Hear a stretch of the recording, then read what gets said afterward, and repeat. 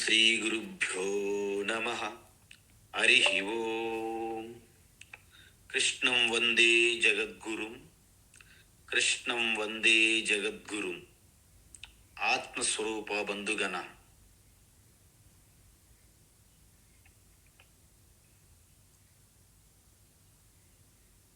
భగవద్గీత జ్ఞానయజ్ఞంలో భాగంగా 4వ అధ్యాయం జ్ఞాన కర్మ సన్యాస యోగము అంటారు. దానిలో మొదటి ప్రాసంగిక విషయము అంటారు. అంటే కృష్ణ పరమాత్మ భగవద్గీత మహాత్యాన్ని చెబుతూ అర్జునుని యొక్క ప్రశ్నకు సమాధానంగా ఈశ్వరుని యొక్క అవతారం ఎలా వస్తుంది, ఎప్పుడు వస్తుంది, ఎందుకు వస్తుంది అనే విషయం స్పష్టం చేశారు. ఇది మన వైదిక ధర్మములో ఒక గొప్ప విషయం. ఇంకెక్కడ ఇంత స్పష్టంగా ఉండదు ఈశ్వరుని యొక్క అవతారం గురించి. అయితే భగవద్గీత మీరు సాధారణమైనటువంటి శాస్త్రములతో పోల్చకూడదు. ఎందుకంటే ఇది వేదముల యొక్క సారం. సృష్టి ఆరంభములో పరమాత్మ విష్ణు సూర్య భగవానుకు ఉపదేశించారు. అదే వేద రహస్యాన్ని ఇప్పుడు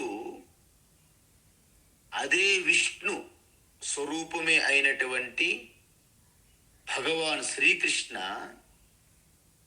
భగవద్గీత రూపములో అర్జునునికి ఉపదేశిస్తున్నారు. అంటే అక్కడ ఉపాధి విష్ణు ఉపాధి, ఇక్కడ కృష్ణ భగవానుడుగా. అక్కడ అందిపుచ్చుకున్నవారు వేద జ్ఞానాన్ని సూర్య భగవానుడైతే ఇక్కడ అర్జునుడుగా మనకి అర్థమవుతున్నది. అందుకే భగవాన్ ఏమన్నారంటే ఇది చాలా రహస్యమైనటువంటిది. ఏం చెప్పారు? అత్యంత రహస్యం. ఏతద్ ఉత్తమం జ్ఞానం రహస్యం. మరి రహస్యం అయితే ఎందుకు చెప్తున్నారు? ఎందుకంటే భక్తోసిమే సకాచ ఇతి. అర్జున, నువ్వు నాకు భక్తుడువు, అలాగే ప్రియమైన మిత్రుడవు. కాబట్టి ఆ వేద రహస్యమే మళ్ళీ నీకు భగవద్గీతగా చెప్తున్నాను. అందుకే భగవద్గీత ఆఖరిలో భగవాన్ శ్రీకృష్ణ ఏం చెప్పారంటే, అందరూ నాకు చాలా ఇష్టమే, కానీ భగవద్గీత అధ్యయనం చేసి ఎవరైతే బోధిస్తారో వారంటే నాకు మరీ ప్రీతికరము, ఇష్టము అని అన్నారు. ఎందుకంటే ఈ భగవద్గీత తత్వాన్ని నా భక్తులకి ఎవరైతే బోధిస్తారో అద్యేష్యతే చ యయిమం ధర్మ్యం సంవాదమావయో జ్ఞానయజ్ఞేన తేనాహం ఇష్టస్యామితి మే మతిః అన్నారన్నమాట. ఎవరైతే ఈ వేద రహస్యాన్ని చాలా చక్కగా అధ్యయనం చేసి వారి జీవితములు అనుష్ఠించి ఎవరైతే నా ఇతర భక్తులకు బోధిస్తారో వాళ్ళు మిక్కిలి నాకు ప్రీతిపాత్రులు, నాకు మరీ ఇష్టమైన వారని చెప్పారు. ఆఖరిలో వస్తుంది 18వ అధ్యాయం.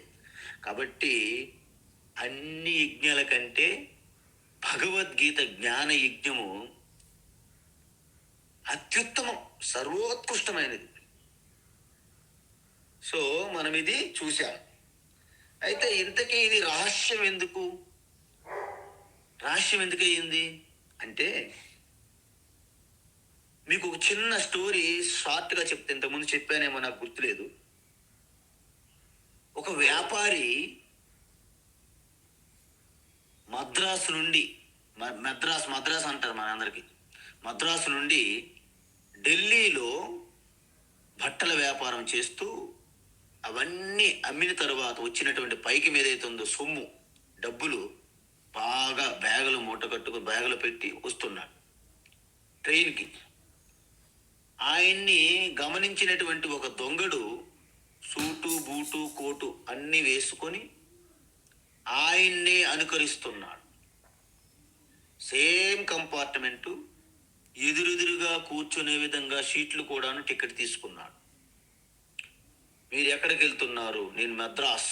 నేను కూడా మద్రాస్, కోయంబత్తూర్ అని చెప్పాడు దొంగడు కూడా. అయితే పగలంతా మాటలు కలుపుకున్నారు, మీది తినాలి మాది తినాలి లాగా, నేను మద్రాసు మీరు మద్రాసు అని. అయితే పగలంతా ఆ వ్యాపారి డబ్బులు లెక్క పెట్టుకుని తన దగ్గర చూసుకున్నాడు, చెక్ చేసుకున్నాడు. ఆ దొంగడు చూస్తున్నట్టుగానే ఇక రాత్రికి ఇక నైట్ డ్రెస్ మార్చుకొని పడుకున్నారు. అయితే వ్యాపారి ముందు వాష్రూమ్కి వెళ్ళి వచ్చేసాడు. తర్వాత దొంగడు వెళ్ళాడు వాష్రూమ్. దొంగడు రిటర్న్ అయి తిరిగి వచ్చేసరికి వ్యాపారి పడుకున్నాడు హ్యాపీగా, సంతోషంగా, సుఖంగా. దొంగడు మొత్తం వెతికాడు, వ్యాపారి పడుకున్నటువంటి సీట్ అంతా వెతికాడు, డబ్బులు దొరకలేదు. మళ్ళీ ఉదయం లేచి వ్యాపారి వాష్రూమ్కి వెళ్ళి వచ్చాడు. తరువాత దొంగడు కూడా వాష్రూమ్కి వెళ్ళి వచ్చాడు. ఆయన తిరిగి వచ్చేసరికి డబ్బులు మళ్ళీ లెక్క పెడుతున్నాడు వ్యాపారి. దొంగడికి అర్థం కావట్లేదు ఎక్కడ దాచిపెట్టాడా అని. సో పగలంతా మళ్ళీ గడిచింది. మళ్ళీ సాయంత్రం మళ్ళీ దొంగడు వాష్రూమ్కి వెళ్ళి వచ్చేసరికి మళ్ళీ పడుకున్నాడు పెద్ద ఆయన, బిజినెస్ వ్యాపారి. మళ్ళీ రాత్రంతా వెళ్ళి వెతికాడు. ఈ విధంగా 3 రోజులు పగలేమో వ్యాపారి డబ్బులు లెక్క పెడుతున్నాడు, రాత్రిపూట ఈయన వెతుకుతూ ఉన్నాడు. ఈయన డబ్బులు దొరకట్లేదు. ఇక 3వ రోజు అయిన తర్వాత మద్రాస్ స్టేషన్ వచ్చేస్తుంది. వ్యాపారికి శరణాగతి చేశాడు దొంగడు. నేను ఏ ప్లాన్ వేసని ఎక్కడ విఫలం కాలేదు. మీరు డబ్బులు ఎక్కడ పెట్టారు గురువు గారు చెప్పండి, నేను నిజంగా మీ డబ్బులు దొంగిలించడానికే వచ్చాను అని సత్యం చెప్పాడు, నిజం. చూడు నాయన, నీవు ఎక్కడైతే వెతకవో అక్కడే దాచిపెట్టాను నా డబ్బులు. ఎక్కడా? నువ్వు ఎప్పుడైతే వాష్రూమ్కి వెళ్తున్నావో అప్పుడు నీ తలగడ కింద, ఆ పిల్లో కిందే నా డబ్బులు పెట్టేవాడిని. మళ్ళీ ఉదయం పూట నువ్వు వాష్రూమ్కి వెళ్ళేటప్పుడు అవి తీసుకుని లెక్క పెట్టేవాడిని పగలంతా అన్నట్లుగా ఈ సత్యం, ఈ ఆత్మ చైతన్యమే పరమాత్మ. అంటే పరమాత్మే సకల ప్రాణుల శరీరములలో ఆ చైతన్య ఎరుకగా ఉంటూ నేను నేను అనే భావంతోనే ప్రకటమవుతున్నది. ఇది సత్యం. కానీ మనము ఆ దొంగడు ఎలాగైతే డబ్బులు ఆయన దగ్గర వెతుకుతున్నాడో అలా వెతుక్కుంటూ మనము కాలం వెళ్ళబుచ్చుచున్నాము. ఇది అత్యంత రహస్యం అన్నమాట. అయితే ఇక్కడ ఇంకొక విచిత్రం ఏమిటంటే, కృష్ణ పరమాత్మ ఏమన్నాడంటే, నేను సృష్టి ఆరంభములో సూర్యుని భగవానికి అంటే సూర్యునికి కూడా ఉపదేశించాను. సూర్యుడు స్వయంభూ మనువుకి ఉపదేశించారు. మనువు ఇక్ష్వాకి అలాగ పరంపరగా వచ్చింది. మధ్య దేశకాల పరిస్థితుల్లో మనుషులు అలసత్వము ప్రదర్శించడం నిర్లక్ష్యం వలన ఈ జ్ఞానము మరుగున పడింది, అంటే ప్రాధాన్యత కోల్పోయింది. ఆ వేద రహస్యాన్ని అంటే సూర్యుడికి ఏదైతే చెప్పానో ఏంటి, కర్మయోగము జ్ఞానయోగము, ఆ కర్మయోగం జ్ఞానయోగంగా ఇప్పుడు నీకు ఉపదేశిస్తాను అన్నారు. అర్జునుడికి చాలా పెద్ద సందేహం వచ్చింది. చూడండి, ఇప్పుడు నేనున్నాను కదా స్వామి స్థిత ప్రజ్ఞానంద, నేను మీ ముత్తాతలకు కూడాను నేను ఉపదేశించాను భగవద్గీత. అదే భగవద్గీత ఇప్పుడు మీకు నేను ఉపదేశిస్తున్నాను అంటే మీరు ఎలా నవ్వుతారు? స్వామీజీ భలే కామెడీ జోక్ అంటారు. మీరు అంటారు, మీరు బయటకు అనకపోయినా మీకు అది తెలుసు ఇది పెద్ద జోక్ అని. ఎందుకు? నేను మీ కళ్ళ ముందే ఉన్నాను, మీకు ఇప్పుడు గీత చెప్తున్నాను. మీ ముత్తాతలు నేను ఎలా చెప్పగలుగుతాను? మరి అదే భగవద్గీత అంటే అర్జునుకు కూడాను అదే జోక్ అనిపించింది. ఎందుకంటే 4వ శ్లోకం చదివేదమ్మా? లేదు స్వామీజీ, చదవాలి. Very good. అర్జున ఉవాచ అర్జున ఉవాచ అపరం భవతో జన్మ అపరం భవతో జన్మ అపరం భవతో జన్మ పరం జన్మ వివస్వతః పరం జన్మ వివస్వతః పరం జన్మ వివస్వతః కథమేతద్విజానీయాం కథమేతద్విజానీయాం కథమేతద్విజానీయాం త్వమాదౌ ప్రోక్తవానితి త్వమాదౌ ప్రోక్తవానితి త్వమాదౌ ప్రోక్తవానితి. ఉత్తమం. అపరం భవతో జన్మ పరం జన్మ వివస్వతః అపరం భవతో జన్మ పరం జన్మ వివస్వతః అపరం భవతో జన్మ పరం జన్మ వివస్వతః కథమేతద్విజానీయాం త్వమాదౌ ప్రోక్తవానితి కథమేతద్విజానీయాం త్వమాదౌ ప్రోక్తవానితి కథమేతద్విజానీయాం త్వమాదౌ ప్రోక్తవానితి.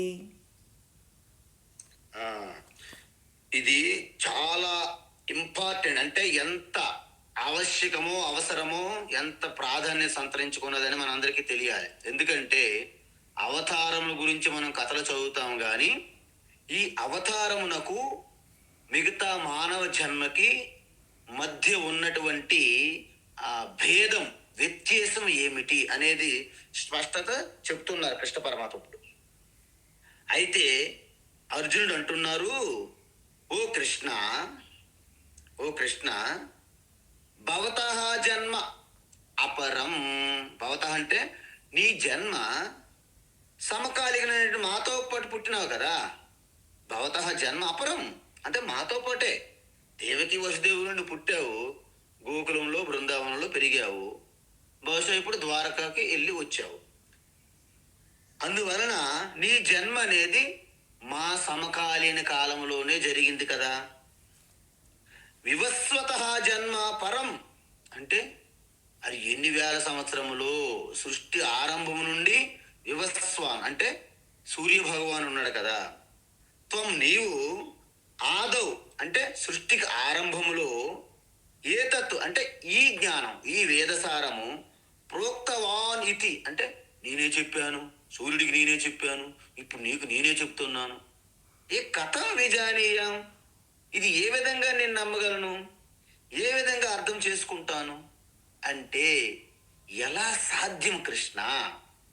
నువ్వు నా ముందే ఉన్నావు, మీ తల్లిదండ్రులు ఆల్రెడీ ఇప్పుడు ఉన్నారు ద్వారకలో, నీవేమో సూర్యుడికి చెప్పానంటున్నావు, మళ్ళీ ఆ సూర్యుని చెప్పినటువంటి నీవు మళ్ళీ నాకు ఇప్పుడు గీత చెప్తున్నావు, ఎలా సాధ్యం అని అర్జునుడి యొక్క అంతర్మదనం అనమాట ఇదంతా. అందువలన కృష్ణ పరమాత్మ ఏమన్నారంటే ఈ భగవద్గీత గొప్పతనం చెప్పిన తర్వాత నేను ఎలా చెప్పగలిగాను అనే ఆ యొక్క అవతారం యొక్క రహస్యాన్ని ఇప్పుడు చెప్పడానికి ముందుకు వచ్చారు. ఓకేనా? అందువలన ఈ అవతారం యొక్క రహస్యం ఎలా చెప్పాలంటే ముందు అసలు అవతారముకి మనిషి జన్మకి ఉన్నటువంటి వ్యత్యాసం ఏమిటి అని మనకి స్పష్టంగా తెలియాలి. కాబట్టి కృష్ణ పరమాత్మ ఏమంటున్నారంటే నేను సూర్య భగవానుడికి ఇదే విషయాన్ని వేదం రూపంలో చెప్పాను. ఆ వేద జ్ఞానమే, వేదం యొక్క సారమే ఇప్పుడు మళ్ళీ భగవద్గీతగా పునరుద్ధరిస్తున్నాను నీ కోసము. అంటే కేవలము నీ కోసము కాదు, నీ ద్వారా లోకానికి అంతటికి కూడా ఒక బోధ చెయ్యాలని, ఒక జ్ఞాన ఉపదేశం చెయ్యాలని నిర్ణయించుకున్నాను. కాబట్టి నీ ద్వారా ఈ జగత్తుకి మరొకసారి ఈ జ్ఞానాన్ని పరిచయం చేయాలనుకుంటాను అన్నారు.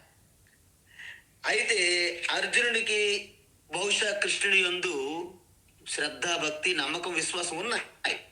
కానీ సూర్యుడికి చెప్పినటువంటి శ్రీకృష్ణ నాకు చెప్తున్నాడంటే ఇది సాధ్యం కాదు అని అర్జునుడు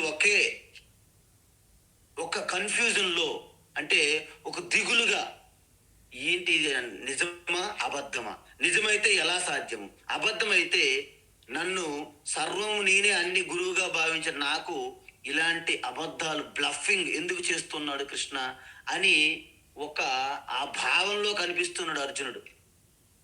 అయితే అప్పుడు ఈ అర్జునుడికి అసలైనటువంటి రహస్యాన్ని బయట పెడుతున్నారు కృష్ణ పరమాత్మ.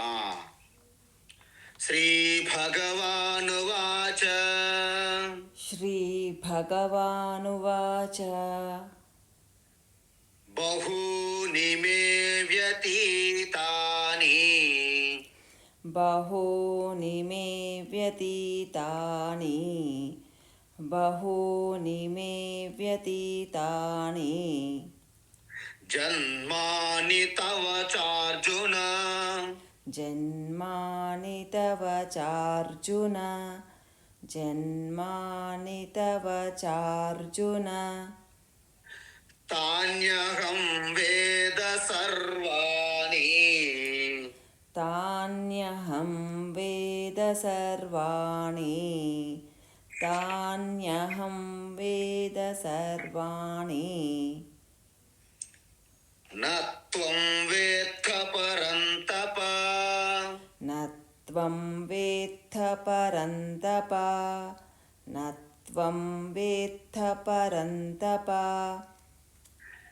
బహూని మే వ్యతీతాని జన్మాని తవ చార్జున బహూని మే వ్యతీతాని జన్మాని తవ చార్జున బహూని మే వ్యతీతాని జన్మాని తవ చార్జున తాన్యహం వేద సర్వాణి నత్వం వేత్త పరంతప తాన్యహం వేద సర్వాణి న త్వం వేత్థ పరం తప తాన్యహం వేద సర్వాణి న త్వం వేత్థ పరం తప. ఇప్పుడు ఏమంటున్నారంటే, ఇంతకీ అర్జునుడి యొక్క ప్రశ్న సాదాసీదాగా డైరెక్ట్గా సమాధానం చెప్పవలసినట్టు అంత సులభం కాదు. ఎందుకంటే అప్పుడు నేనున్నాను అని చెప్పడానికి కుదరదు. అందువలన అవతారం యొక్క రహస్యాన్ని బయట పెడుతున్నారన్నమాట. అంటే మీ అందరికీ తెలుసు, మనుషులు కూడాను జన్మిస్తున్నారు, మరి పరమాత్మ కూడాను ఒక దేహాన్ని, ఒక శరీరాన్ని ధరిస్తున్నారు. మరి ఇద్దరూ పుట్టినట్టే కదా, మరి భేదం ఏమిటి అని మనకు అనిపిస్తుంది. కానీ ఇక్కడే మనకి ఈశ్వరుని యొక్క అవతారానికి, మనిషి పుట్టుకకు అనేక కారణాలు ఉన్నాయి. అందులో ఒక ముఖ్యమైనటువంటి, అంటే చాలా స్పష్టంగా, చాలా ప్రాధాన్యత సంతరించుకున్నటువంటి ఒక 3 ముఖ్యమైన కారణాలు మనము ఇప్పుడు చూద్దాం. ఏంటంటే, అసలు పరమాత్మ అవతారం ద్వారా రావడానికి కారణం ఏమిటి, మనిషి శరీరం పొందడానికి, అంటే జన్మించడానికి కారణము ఏమిటి అని మనం ఒక్కసారి పరికించి చూసినట్లయితే, మనిషి అనేవారు అజ్ఞానం వలన, అంటే నేను ఎవరు అనే తెలియని ఒక అజ్ఞానం అంధకారములో అహంకారముతో కూడి నేను కర్తను, యజమానును అనే భావంలో ఉంటాడు మనిషి జనరల్గా. ఆ విధంగా అనేక కర్మలు చేసి ఆ కర్మ ఫలాల ద్వారా పుణ్యపాపాలు కలిగి వాటి వలన సుఖ దుఃఖాలు అనుభవించడానికి మళ్ళీ శరీరాన్ని పొందాల్సి ఉంటుంది. మరొకసారి గుర్తు చేస్తున్నాను, మనిషి అవిద్య, అజ్ఞానం కారణంగా అహంకారములో చిక్కుకొని నేనే కర్తను అని భావించి అనేక కర్మలు చేస్తూ వాటి యొక్క ప్రతిఫలం ఏదైతే ఉందో పుణ్యపాపాలకు కారణమై, వాటి వలన, పుణ్యపాపాల వలన సుఖ దుఃఖములు కలుగుతాయి. వాటిని అనుభవించడానికి పునరపి జననం, పునరపి మరణం పొందుతూ సంసార చక్రంలో ఉంటారు మనిషి. అందువలన మనిషి జన్మకి కారణం ఏమిటండి? అజ్ఞానము. అజ్ఞానముతో కూడిన అహంకారము, కర్తాభావము, తర్వాత కర్మలు, తర్వాత కర్మ ఫలము, తర్వాత పుణ్యపాపాలు, తర్వాత సుఖ దుఃఖాలు, పునర్జన్మ. అందువలన మనిషి పుట్టుక తన చేతిలో లేదండి. అలాగైతే మనందరం కూడాను కావలసిన కోరుకున్న శరీరాలతో, కోరుకున్న వాతావరణములో, కోరుకున్న తల్లిదండ్రులకి కోరుకునే విధంగా పుట్టేవాళ్ళము. ఎవరికైనా అలాంటి ఎంచుకునే స్వేచ్ఛ ఉన్నదా మనిషికి? లేదు.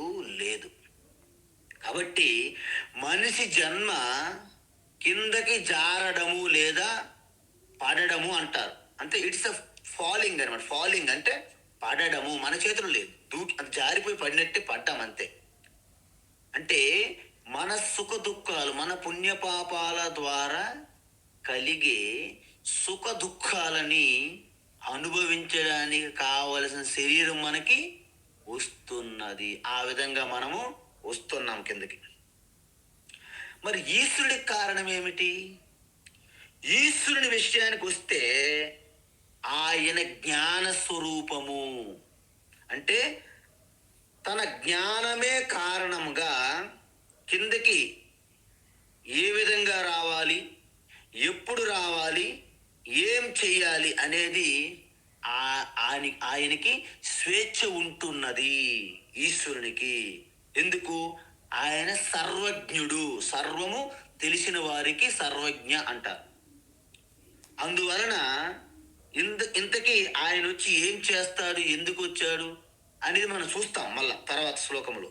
కానీ ఆయనకి కారణం ఏమిటి? జ్ఞానమే ఆయనకి కారణము. మనకి కారణమేంటి? అజ్ఞానము కారణం. కాబట్టి ఈశ్వరుని జన్మకి జ్ఞానం కారణమైతే, జీవుడు అంటే మనిషి జన్మకి అజ్ఞానం కారణం. ఈ రెండు మీకు తెలుసుకోవాలి. అందువలన ఈశ్వరుని యొక్క అవతారము దయ జ్ఞానముతో ఉంటున్నది. మనిషి జన్మ అజ్ఞానము, అంధకారము, అహంకారంతో ఉంటున్నది. ఇప్పుడు తెలియాలి. ఇప్పుడు ఇది మొదటి తేడా, మొదటి భేదం. రెండవ భేదం ఏంటి?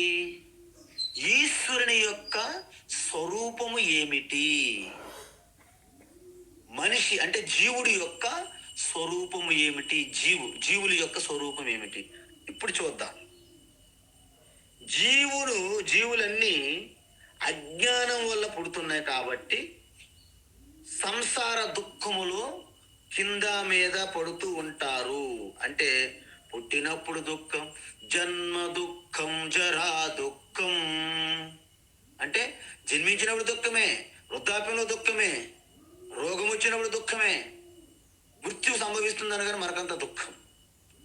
అంటే మనిషి పూర్తి తన యొక్క జీవితం అంతా దుఃఖముతో ముడిపడి ఉన్నది.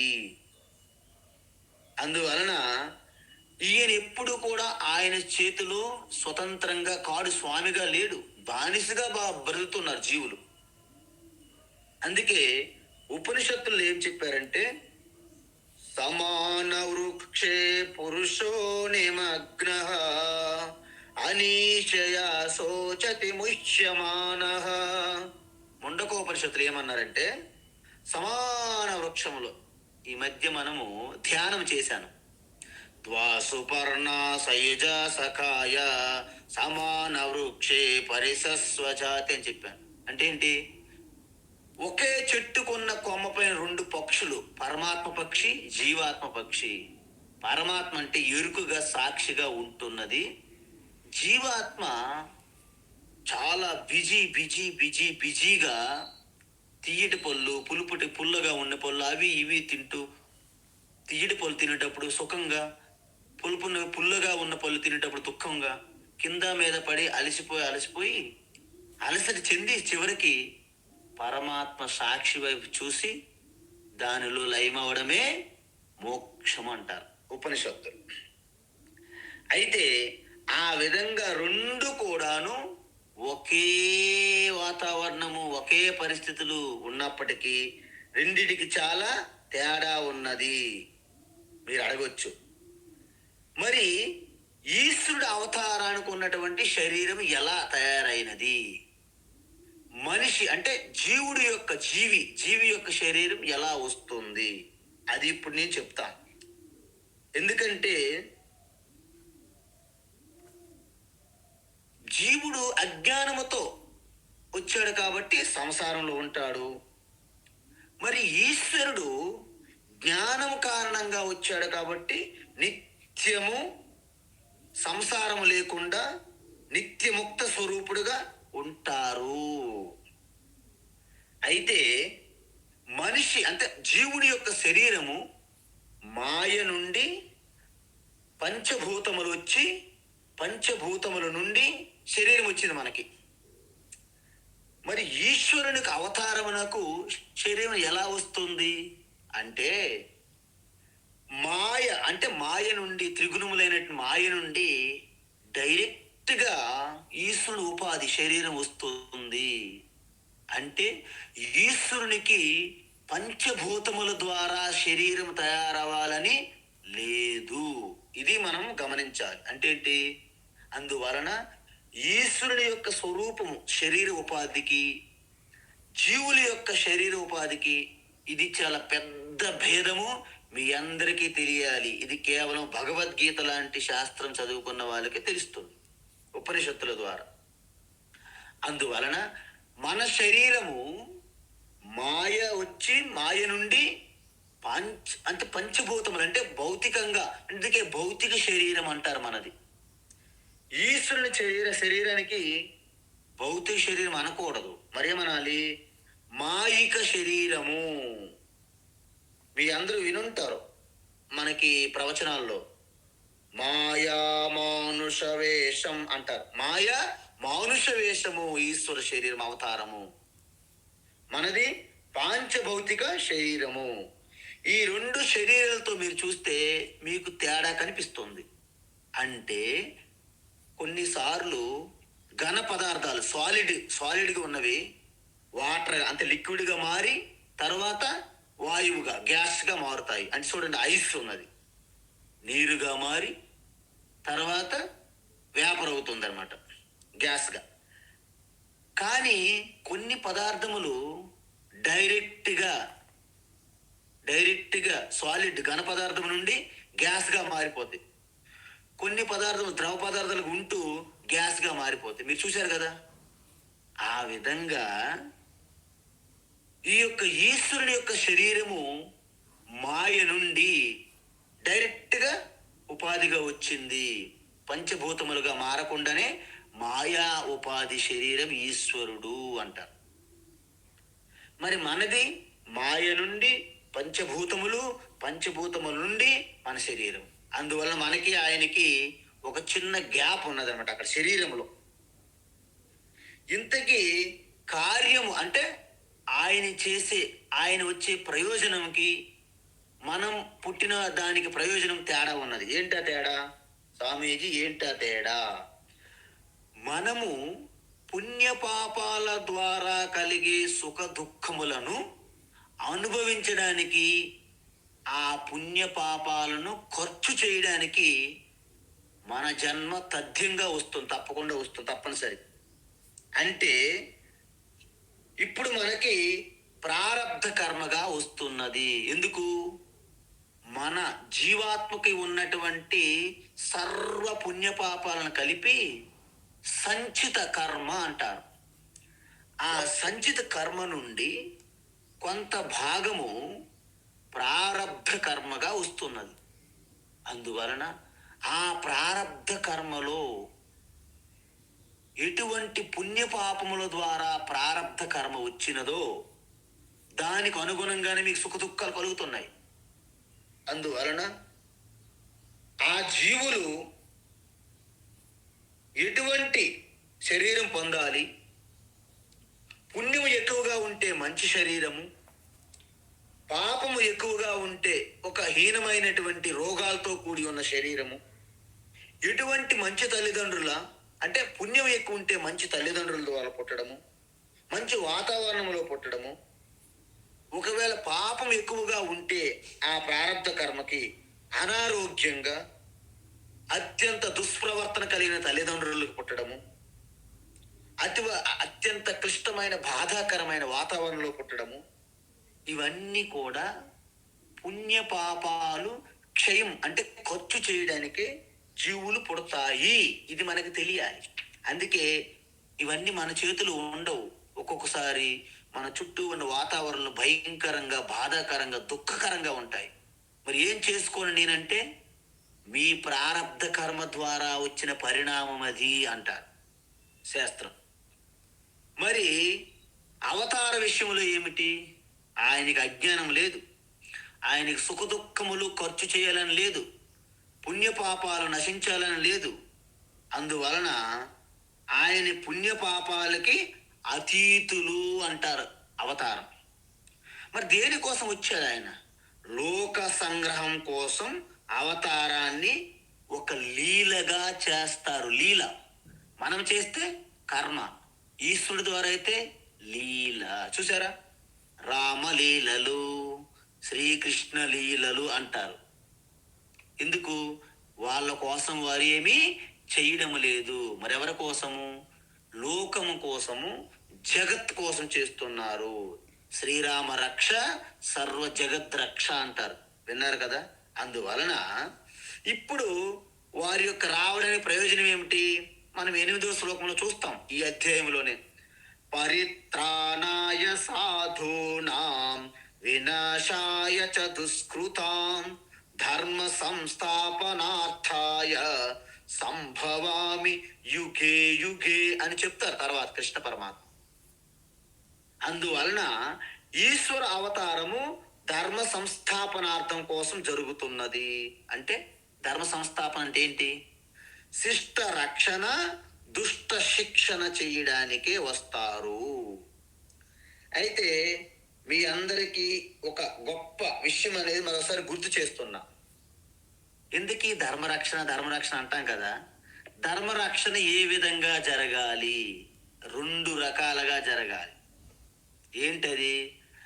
ధర్మాన్ని ఎవరైతే ఉపదేశిస్తున్నారో వాళ్ళని మనము రక్షించాలి, వాళ్ళని రక్షించాలి. అదేవిధంగా ధర్మాన్ని అనుష్ఠానం చేయడానికి కావలసినటువంటి ఆ ఉపదేశాన్ని మనము చేయాలి. ఈ 2 ఎలా జరుగుతాయి అంటే, వర్ణ వ్యవస్థ మనకు ఉండేది బ్రాహ్మణ వర్ణము, క్షత్రియ వర్ణం అని 2 ఉండేవి. ఈ యొక్క శాస్త్ర వైదిక జ్ఞానాన్ని, ధర్మతత్వాన్ని ఉపదేశించడము బ్రాహ్మణ వర్ణము యొక్క కర్తవ్యంగా ఉండేది. అంటే ఉపదేశిస్తూ వాళ్ళు ఈ ధర్మరక్షణ చేసేవారు. అదేవిధంగా అధర్మ పరులను శిక్షించడం ద్వారా ధర్మాన్ని మనము రక్షించేందుకు క్షత్రియ వర్ణము ఉండేది. అయితే మీరందరూ చూడండి, అవతారములన్నీ ఒకే విధంగా ఉంటాయా?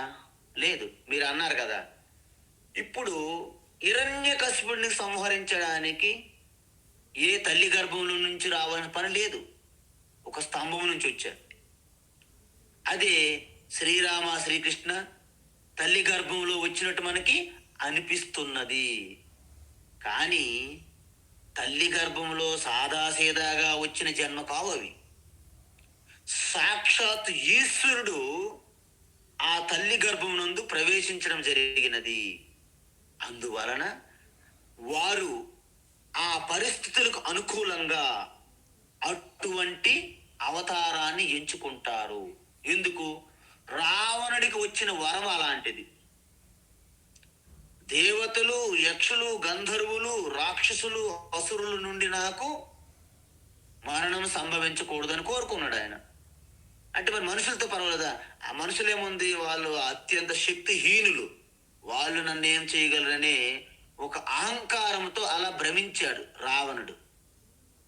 అందువలన మనిషిగా అవతారం రావాల్సి వచ్చింది. అదే శ్రీరామచంద్రుడు. అందువలన కృష్ణ పరమాత్మకి అలాంటి ప్రాబ్లం లేదు. కాబట్టి పూర్తిగా అసలు మాయా మానుష వేషములు వచ్చి నేను సాక్షాత్ యోగీశ్వర కృష్ణగా ఆయన చలామణి అయ్యారు. ఆ శక్తులు, ఆ లీలలు ప్రకటించారు. కాబట్టి మత్స్య అవతారము, మత్స్య కూర్మ, వరాహ అవతారము, నరసింహ అవతారము, ఏ అవతారాలకు కూడాను లేని ప్రాధాన్యత రామ కృష్ణ అవతారాలకు ఉన్నది. ఎందుకు?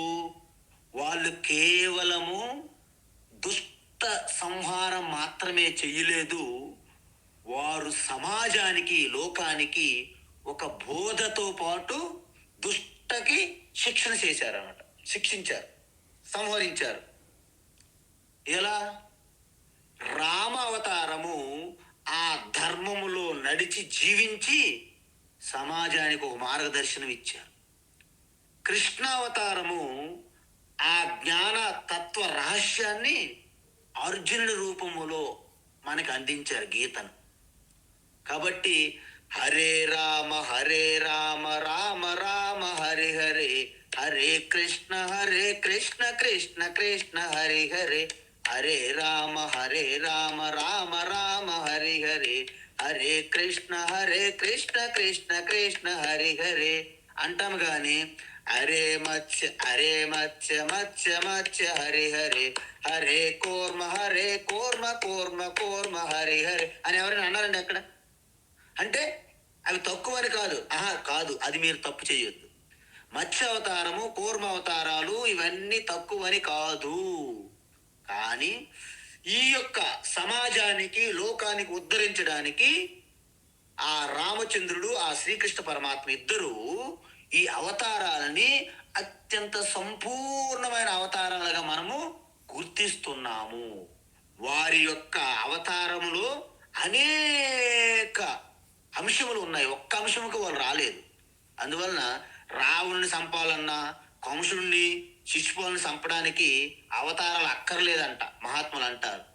ఏముంది, ఒక గర్జన, ఒక పిడుగు పడితే కంసుడు అతం. ఇంకా కంసుడు ఎవడండి ఒక పిడుగుపాటుకి? అప్పటికి భయంతో బ్రతుకుతుంటాడు పాపం.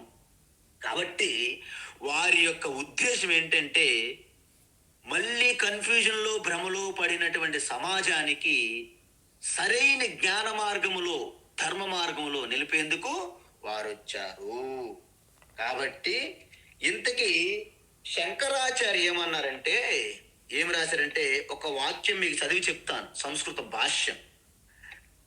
నేను అర్జున, నాకు నీకు తేడా ఎక్కడ ఉందంటే, నువ్వు ధర్మ అధర్మాది ప్రతిబద్ధ జ్ఞానశక్తిత్వాత్. అంటే నువ్వు ధర్మానికి, అధర్మానికి, పుణ్యానికి, పాపానికి తగులుకొని అవి నిన్ను బంధించి నీ జ్ఞానాన్ని అల్పజ్ఞానంగా చేస్తున్నాయి.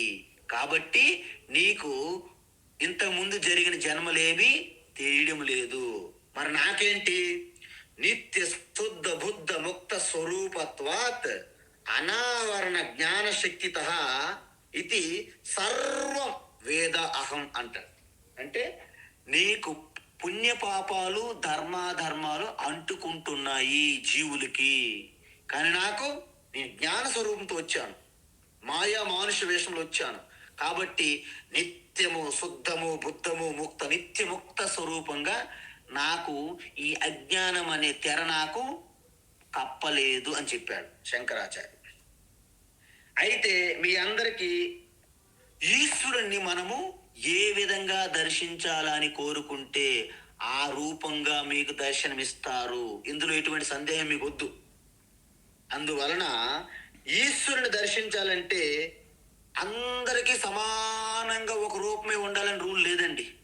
అసలు మన మోక్షానికి మనకి ఎటువంటి ప్రత్యేకమైన అవతారాలు, దర్శనాలు, రూపాలు అక్కర్లేదు. ఎందుకంటే మనకున్నటువంటి రామ, కృష్ణ, వినాయక, శివ, పార్వతి ఇవన్నీ ఏదో ఒక రూపం మీకు సరిపోతుంది. అదేవిధంగా మీకు మోక్షానికి కావలసినటువంటి ఏకైక జ్ఞానము అందించడానికి కూడాను మీకు అవతారం అక్కర్లేదు, ఒక గురువు ఉంటే సరిపోతుంది. మరి గురువుని ఒక రూపంలో చూడాలంటే ఏం చేయాలి స్వామి? మీకున్న శ్రద్ధ భక్తి ఉంటే చాలు. మీరు ఏ రూపములో భగవాన్ని చూడాలనుకుంటే ఆ రూపం నుండే మనకి స్వయంభూగా నీ భక్తి శ్రద్ధ ఆధారపడి స్వయంభూగా నీ ముందు దర్శనమిస్తారు భగవాన్. అది హనుమంతుడిగా దర్శనమివ్వచ్చు, రాముడుగా దర్శనమివ్వచ్చు, శివుడుగా దర్శనమివ్వచ్చు, కృష్ణ, గణేష్, ఏ విధంగానే మనకి స్వయంభూగా మన ముందే వెలుస్తారు. అయితే మీకు చిన్న కథ చెప్తాను, ఎలా పరమాత్మ మనకి దర్శనమిస్తారనేది ఇప్పుడు చెప్తున్నాను. ఒక భక్తుడు వచ్చి ఒక పూజారికి, అయ్యగారు భగవాన్ అంటే ఈశ్వరుడు ఏ విధంగా ఉంటాడు అని ఒకటే నస పెడుతున్నాడు. అయితే అయ్యగారికి మీకు చాలా ఎక్కువ కోపం. పూజ చేస్తున్నాడు పూజారి, గుడిలోకి వెళ్ళి మీరు మాటలు పెడితే ఆయన మిమ్మల్ని చాలా చేదరించుకుంటాడు. సుమా, దున్నపోతులాగా ఉంటాడు, దున్నపోతులాగా భగవంతుడు ఉంటాడు, పూజ అయిపో అన్నాడు కోపానికి. అయితే ఆయన శ్రద్ధాభక్తుడు, అత్యంత శ్రద్ధ కలిగిన వాడు కదా. ఓకే, ఓం దున్నపోతాయ నమః అని ఓ మంత్రము కూడా పెట్టుకొని మొత్తం దున్నపోతుగా ఈశ్వరులో లీనమైపోయాడు. అంటే భగవంతుడు అంటే ఆయనకి ఏంటి? దున్నపోతే. అలా కొన్ని రోజులకి ఒకసారి మన యొక్క ఈ పంతుల సంగతి మీకు తెలుసు కదా. ఒక్కొక్కసారి ఏమైనా గొప్ప పర్వదినం రోజు ఆ విగ్రహములన్నీ బయటికి తీస్తారు. ఒకసారి బయటికి తీసి ఊరేగిస్తారనమాట. ఆ ఊరేగించేటప్పుడు ఆ విగ్రహము గుడి లోపల నుంచి బయట తీయడానికి కష్టాలు పడుతున్నా రావట్లేదు అది. అయితే ఈ భక్తుడు అక్కడ ఉన్నాడు కదా, అయ్యగారు ఆగండి, మీరు ఒకసారి ఆ దున్నపోత కొమ్ములు అడ్డుకుంటున్నాయి కాబట్టి ఆ విగ్రహాన్ని కిందకి ఉంచి తీసుకొని వస్తే వస్తుంది అన్నాడు. అందరూ కూడా ఆయన మీద కారాలు మిరియాలు నూరినట్టు కోపంగా చూస్తున్నారు ఆ భక్తుడి పైన. పాపం ఆయన తెలియదు, ఆయన దున్నపోతకి భగవాన్ చేసి చూసుకున్నాడు. సో దున్నపోతకి కొమ్ములు ఉంటాయి కదా, అందువలన చివరికి మొదట కోపగించుకున్నప్పటికీ చివరికి ఈ విగ్రహాన్ని ఇలా ఉంచేసరికి బయటకు వచ్చిందనమాట. అంటే ఆ పూజారికి ఒక గుణపాఠం నేర్పాలనుకున్నారు భగవాన్ ఏ రూపంలో మీరేటండి, ఏ రూపం చూసినా భగవానే. అందుకే హిందూ మతము గాని హిందూ సనాతన ధర్మంలో మనకి పలాయన రూపం అంటూ ఏమీ అక్కర్లేదు. ఎందుకు? అనంతమైన రూపములు కూడా భగవానుడివే. అందుకే భాగవతములో దశావతారాలే కాకుండా అవతారాహ అసంఖ్యేయాహ అంటారు. అంటే అనంతమైన అవతారాలండి. అవతారాలకి ఏం అర్థం చెప్పండి? ప్రతి ఒక్కటి ఈశ్వరుడి అవతారమే. అందువలన ఈ విధంగా మనం చూస్తే మనకి ఎన్ని భేదములు కలిసాయి? మనిషికి ఎన్ని అవతారంకి? 3. ఒకటి, ఆయనకి జన్మకి మన జన్మకి కారణము వేరు వేరు. మనం అజ్ఞానంతో పుడితే ఆయన జ్ఞానంతో పుట్టారు. మన శరీరము మాయ తర్వాత పంచభూతముల ద్వారా వచ్చింది. ఈశ్వరునిది మాయ ద్వారా డైరెక్ట్ గా మాయా మానుష రూపంలో శరీరం వస్తుంది. 3వది ఏంటి? మనము మన పుణ్య పాపాలు నశింప చేయడానికి మనము జన్మ ఎత్తుతుంటే ఆయన లోక సంగ్రహం కోసము అవతారం ధరిస్తున్నారు. ఈ విధంగా ఒక స్పష్టమైంది, మీకు అర్థమైంది. అయితే నాకు ఒక ప్రశ్న అడిగారు నిన్న, స్వామీజీ మరి అవతారం అలా ఉంటే మరి సిద్ధులు ప్రదర్శిస్తున్నారు కదా, వాళ్ళు అవతారమూర్తులేనా అని డౌట్. చూడండి, సిద్ధుల వలన అవతారం అనుకోవడం మన అజ్ఞానము. ఎందుకంటే రాక్షసులకు ఉన్నటువంటి సిద్ధులు ఎవరికీ లేవు. ఈవెన్ పూతన లాంటి రాక్షసి, ఈవెన్ ఇంద్రజిత్తుడు, రామాయణంలో ఇంద్రజిత్తుడు అనేవారు అనేక రూపములు అనేక శరీరాలు కూడా ఒక్కసారిగా ధరించగలడు. అంత మాత్రం ఇంద్రజిత్తుని మనము అవతారం మనము. అదేవిధంగా మనకు కొంతమంది ఆ యొక్క మట్టితో కుండ చేసి దాంట్లో వండుతూ ఆ చెయ్యటి కలిపేశారు కాబట్టి ఆయన భగవాను మనం పూజించేస్తుంటాం. అంటే భగవాను పూజించడానికి, అవతారమని పూజించడానికి వాళ్ళు సిద్ధులు మహిమలు కారణం కాదు. మరి ఎలా తెలుస్తుంది స్వామి అవతారము? కేవలము శాస్త్రం మాత్రమే తెలియజేస్తుంది. శాస్త్రమే ప్రామాణికం దీనికి.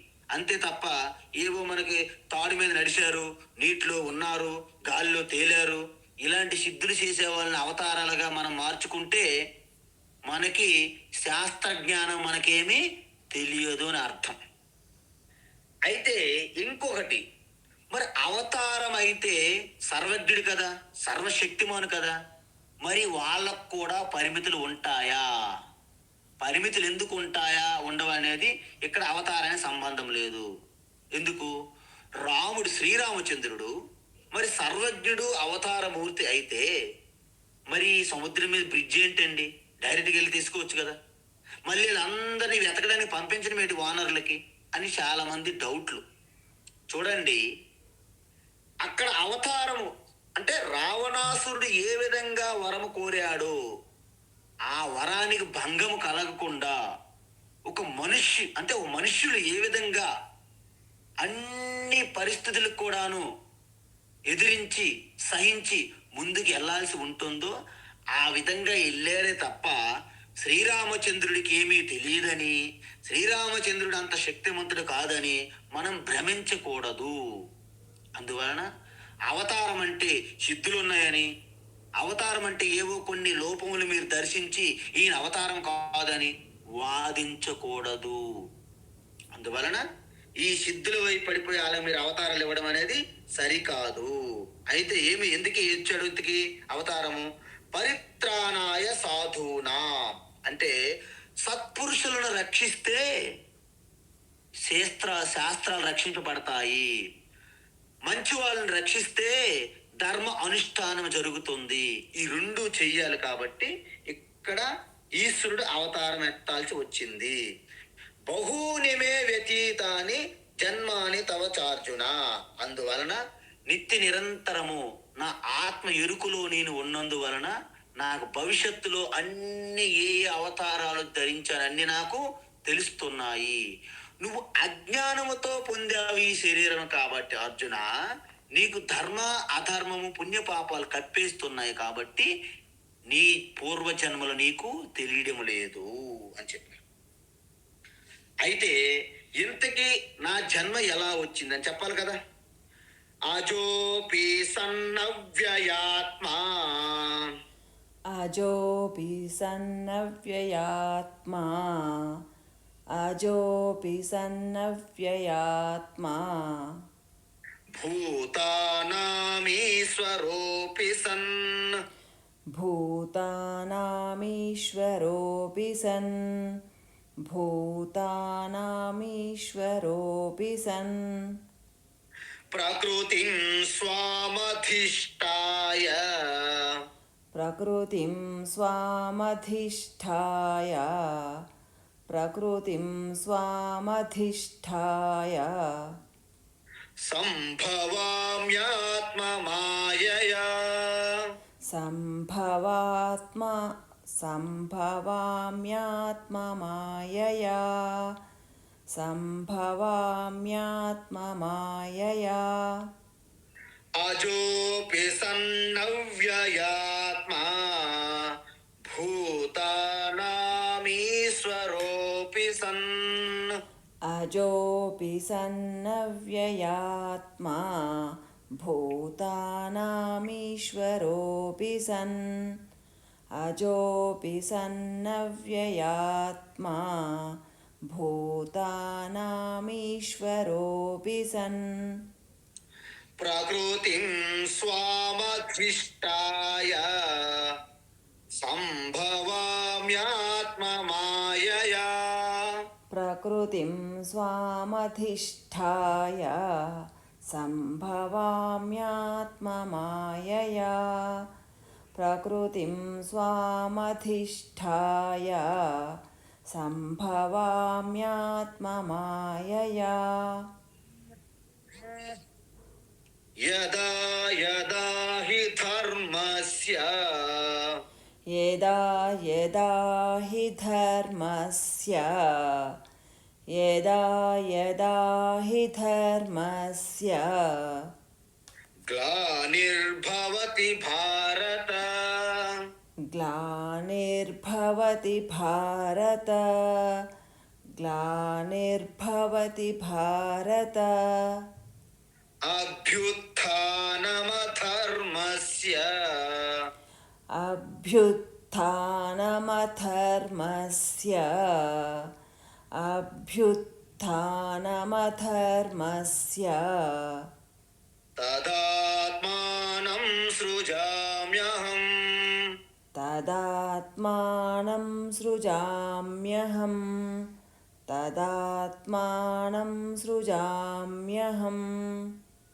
యదా యదా హి ధర్మస్య గ్లానిర్భవతి భారత, యదా యదా హి ధర్మస్య గ్లానిర్భవతి భారత, యదా యదా హి ధర్మస్య గ్లానిర్భవతి భారత, అభ్యుత్థానమధర్మస్య తదాత్మానం సృజామ్యహం, అభ్యుత్థానమధర్మస్య తదాత్మానం సృజామ్యహం, అభ్యుత్థానమధర్మస్య తదాత్మానం సృజామ్యహం.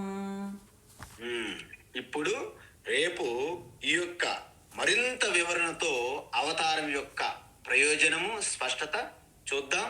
హరి ఓం తత్సత్. సర్వం శ్రీకృష్ణార్పణమస్తు.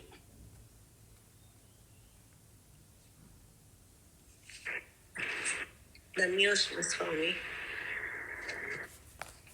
హరి ఓం హరి ఓం. హరి ఓం స్వామి. హరి ఓం హరి ఓం స్వామీజీ. హరి ఓం హరి ఓం.